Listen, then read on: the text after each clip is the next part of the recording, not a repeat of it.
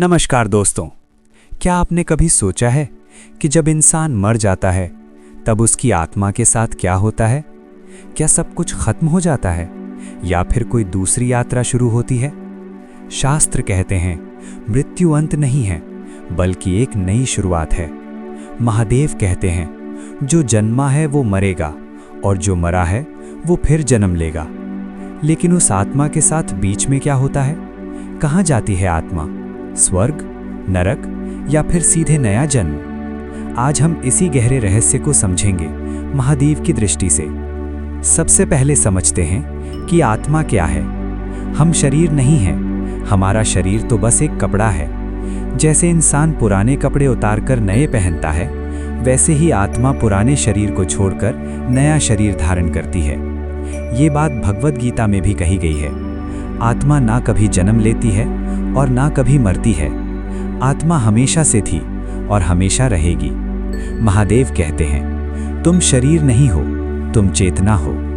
जब इंसान की मृत्यु का समय आता है तो सबसे पहले उसकी इंद्रियां काम करना बंद करती हैं। आंखें देखना बंद कर देती हैं, कान सुनना बंद कर देते हैं। लेकिन उस समय भी आत्मा सब कुछ महसूस कर रही होती है। शास्त्रों के अनुसार मृत्यु के समय आत्मा शरीर से धीरे धीरे अलग होने लगती है।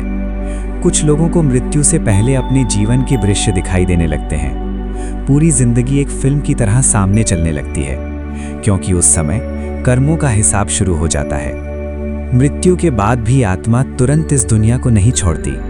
कई ग्रंथों के अनुसार आत्मा लगभग 24 घंटे तक अपने शरीर के आसपास रहती है। वो देखती है लोग उसके लिए रो रहे हैं, पर वो कुछ कर नहीं सकती।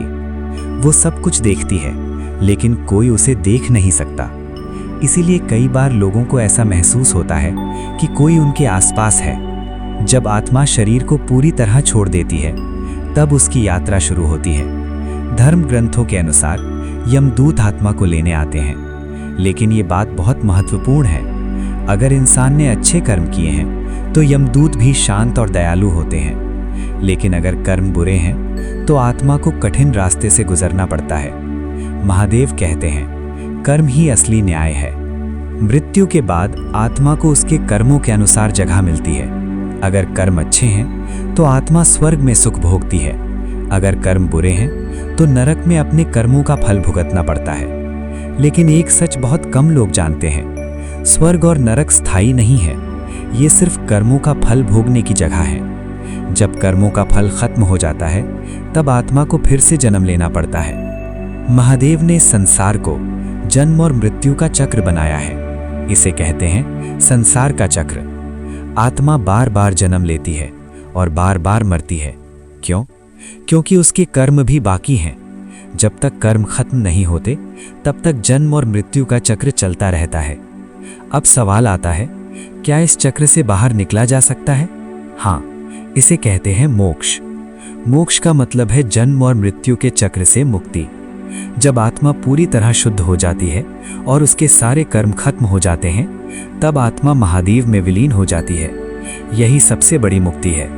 महादेव हमें एक बहुत गहरा संदेश देते हैं। मृत्यु से डरना नहीं चाहिए, क्योंकि मृत्यु अंत नहीं है। असल डर तो बुरे कर्मों से होना चाहिए, क्योंकि वही कर्म हमारी अगली यात्रा तय करते हैं। अगर मृत्यु के बाद भी यात्रा जारी रहती है तो फिर जीवन का उद्देश्य क्या है? महादेव कहते हैं जीवन का उद्देश्य है आत्मा को शुद्ध करना, अच्छे कर्म करना, दूसरों की मदद करना, सच्चाई के रास्ते पर चलना और सबसे महत्वपूर्ण महादेव को याद करना। दोस्तों, एक दिन हम सबको इस दुनिया को छोड़ना है। पैसा, नाम, शरीर सब यही रह जाएगा। अगर कुछ साथ जाएगा तो सिर्फ हमारे कर्म। इसलिए आज से ऐसा जीवन जियो कि जब मृत्यु आए तो डर नहीं, शांति महसूस हो। और जब आत्मा शरीर छोड़े तो महादेव स्वयं कहें, आओ अब तुम्हारी यात्रा पूरी हुई। अगर आप भी महादेव के सच्चे भक्त हैं तो कमेंट में जरूर लिखें हर हर महादेव, और वीडियो को लाइक और शेयर जरूर करें, क्योंकि शायद ये ज्ञान किसी की जिंदगी बदल दे। हर हर महादेव।